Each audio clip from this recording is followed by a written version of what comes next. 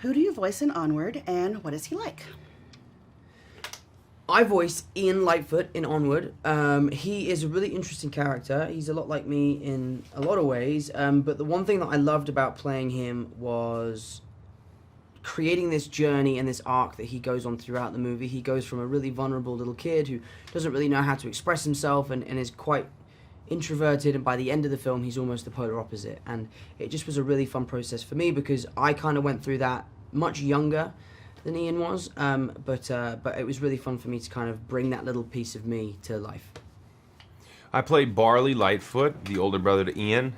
He's an affable, goofy, fun, and very caring older brother. He loves heavy metal music, and he is obsessed with all things magic. He plays a game called Quests of Yore, which is based on real-life magic that exists in this fantasy world in which Onward takes place. And he loves his van, he loves his little brother, and he's got a very big heart, and the harder he tries, the more annoying he becomes. Tom, describe Ian's relationship with his brother, and what does he think of Barley? Ian's relationship with Barley in this, it's kind of complicated. Like, at the beginning, I think he finds him a little annoying and he's embarrassed by him, but he obviously loves him because he's his brother. And throughout the course of the movie, he realizes the importance of brotherhood and sibling rivalry, I guess, a little bit. But for me, it was just really, really nice to get to kind of figure out these characters, especially working with Chris again. Like, we kind of are like these characters in some ways, and it just was really nice to just kind of be me for a little bit, albeit I had an American accent. But I think their relationship ends up in a pretty perfect place. Chris, what does their dad leave for them that they receive on their Ian's 16th birthday, and what is it meant to do?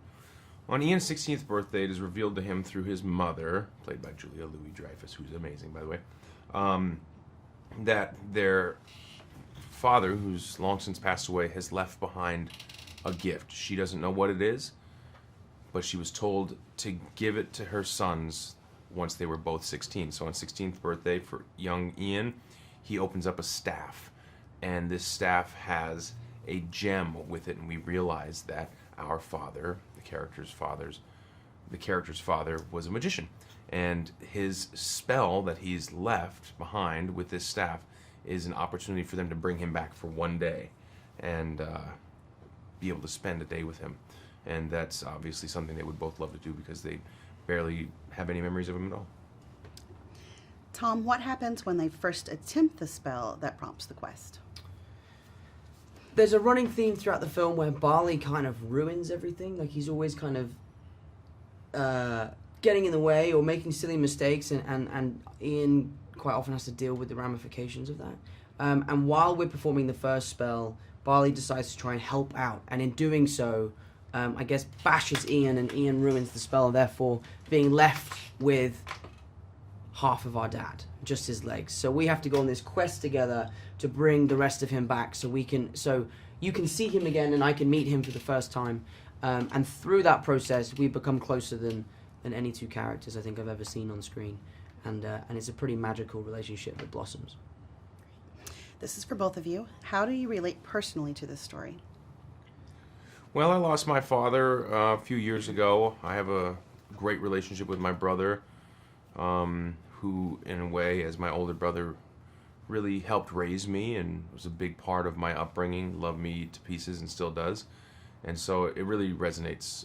And more than anything, Dan Scanlon's story, our director, our writer, his story, which this film is based on, he and his brother lost their father at a young age. His story is something that I just clung really tightly to. It really was moving the first time he told me why he was motivated to make this movie and shared his life with me and the story. I was very, very moved, and so it was important for me to be part of this because it's a really great movie and has a lot of humanity in it. It's not.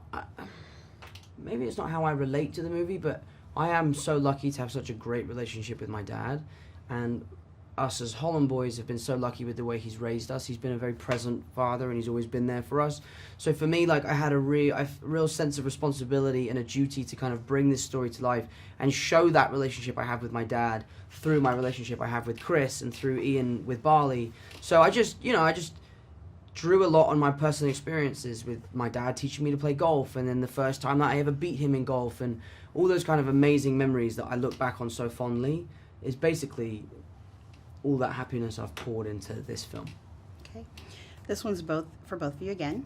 What does it mean to work on a Pixar film, and is there a past Pixar film you connected to? Working on a Pixar film is a dream come true. Chris was talking about like milestones earlier. Like every actor has a milestone, and I think you were right in saying that not a single actor in the business wouldn't have this as one of their milestones. Yeah. So it's a real honor. It's a real honor. And the Pixar movie that touched me most was Coco. That's my favorite. Exactly. My favorite Pixar movie, I mean, there's so many. They're all good. I love Toy Story, but I really was moved by Up. Up is a very moving film, and I really love Up. And a lot of similar themes in our film to Up. I have a playlist on my phone called Crying Playlist. Yeah. For when I have to do crying scenes. And, I think it's called A Letter to Ellie, I think it's called. Yeah. It's the song, and it's the opening of the movie, and that's on there, and it's a sad song. One last one. Why do you think people should see this film? Well, I think why do I think people should see this film? First of all, I think whether I tell them to or not, people are going to see this film because it's Pixar, and Pixar as a brand of animated movies stands on its own.